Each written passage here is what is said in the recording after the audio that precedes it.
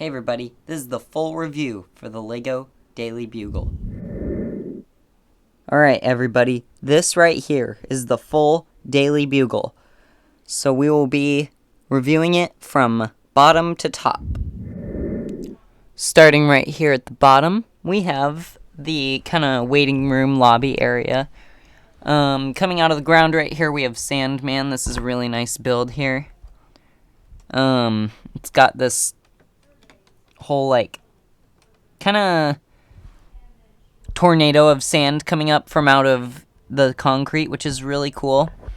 Over here we have a newsstand, and in the back there you can see that there's a Kingpin, a couple New York stickers, stuff like that. That's a cool build. Right here we got a taxi. It's a pretty generic car. I like it. It's simple. It's a New York taxi. Got the taxi driver in there, the little taxi sign on top. Pretty nice. Over here, this is a modular, so that means that it can connect to other modular sets. And each modular set has these holes right here so that you can connect them together through Technic pins. Back there is a rat, which is a reference to the rat in Avengers Endgame that basically brings Ant-Man back from the quantum realm and kind of starts up the whole process of bringing everybody back from the blip. So that's a nice reference to the rat there. Right here, there's a wall that you can kind of break open to see inside of the waiting room area there. Back here, it's kind of just like a backstreet alley kind of thing. There's a door there that you can see has some graffiti on it. Right here, there's a reference to the PS5 game where you have to collect all of Peter's backpacks. So that's pretty cool. You got the backpack right there. So yeah, the whole bottom floor is pretty hard to get into. It's not as accessible as the other ones, but it's super nice. You got a nice flooring right here, an opening sliding door there. Yeah, the first floor is really nice. We're now going to take a little bit of a look on the interior part of this. Like I said, it's hard to get in here, but it's a really nice area. You got a little waiting room, and there are some newspapers on the wall, probably some of their best-selling ones. One says New York, new building for New York Times #1 newspaper. Lego Man walks on the moon. Spider-Man, threat or menace. Those are the newspapers there, and then there's a vending machine in the back there. A few of their latest newspaper. There's a little waiting area where you can sit down in. Aunt May and Gwen Stacy are in there. There's this little area in here you can come in through there, and there's a elevator in the back there. Every floor has an elevator. And then there's a TV screen right here playing news. The recent news is a vampire spotted on subway, which is a reference to Morbius. And on the bottom it says panic as garlic supplies hit an all-time low. So that's funny there. So yeah, that's this floor. Let's go on to the next one. Alright, now we are on floor number 2. And before we get into the interior, I just want to talk about this really nice TV screen here. We got an interview between J. Jonah Jameson with Dr. Kirk Connors, Professor Miles Warden, and the Scarlet Spider. They're talking about the cloning epidemic is out of control, and that's a whole comic series, so that's a nice reference there. Right here we have news that the villains promise to stop being bad guys. Can they be trusted? Well, clearly not, because they are all attacking the Bugle. On the side here we have a vote Osborn for mayor, so that's a cool reference to Osborn and him being the Green Goblin, that being his alter ego. So let's get on in here. Now that we're on the second floor, you can start taking the windows off, giving us a lot better access.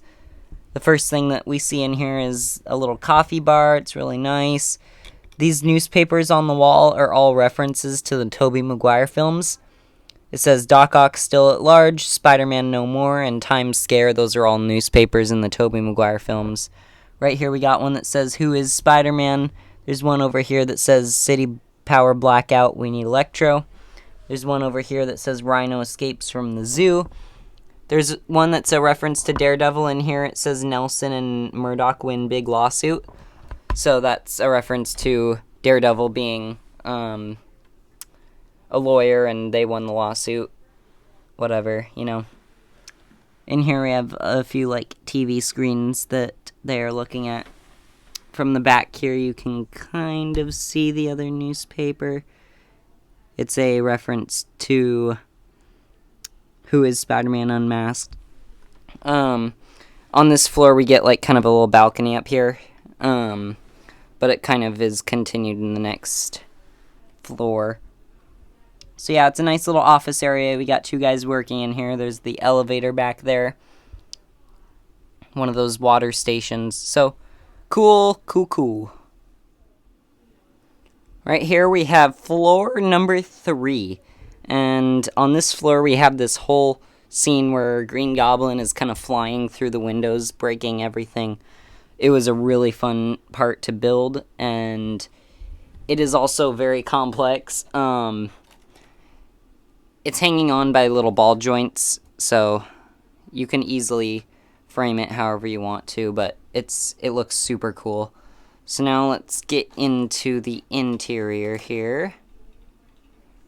We got Peter Parker's personal office, and right here you got a meme from the cartoon where Spider-Man is sitting at his desk with a picture of Spider-Man behind him. I really like that. That's only really if you put Spider-Man in there. Normally you have Peter Parker in there. He'll be sitting at the desk there. Over here we have kind of like just an opening to his office. So you got a little copier here, which is really cool. I like how there's a pizza box up there, which is a reference to Tobey Maguire. There's a spider web and a spider, which I guess is just a reference to Spider-Man in general. Once again, we got the elevator right there. In the back, there's another newspaper company's newspaper, and it says The Conspirator, and it's got a UFO abducting a cow, so that's kind of funny. On the back side here, it goes out onto that balcony I was talking about, and now there's like a door right here. There's the pile of newspapers. Doesn't look like it's used very much, but it's there. You can see there's the green exit sign that they have in the rooms that have a door outside. And then there's like a little bulletin board with probably like sticky notes in there. So yeah, it's a simple but really cool office. Now let's talk about floor number 4. Up here we got Phoenix flying around and a network tower. So those are pretty cool. You have Phoenix kind of flying away from it. Obviously they're connected through this beam, but it's invisible. So yeah.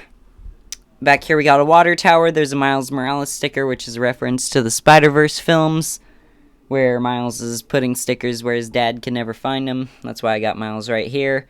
That Green Goblin emblem is to the Goblin Empire, and that's a Spider-Man series. Up here, the Daily Bugle sign looks really nice. I love it. The spider buggy being included on this floor is a reference to the fact that in the comics, Spider-Man would drive his buggy around on J. Jonah Jameson's office window. And that takes us to the inside, which is J. Jonah Jameson's office. So let's take Doc Ock down here. So first of all, we have a little reception area. You got the same screen that's down here, up here in the receptionist office. Once again, you got that really nice elevator design flowing all the way through the entire Bugle. She's working at her computer, and on her computer you can see that she has 99 missed calls from Eddie Brock, which is the alter ego of Venom. In J. Jonah Jameson's office, he has a computer where he is typing to Peter Parker that you are fired.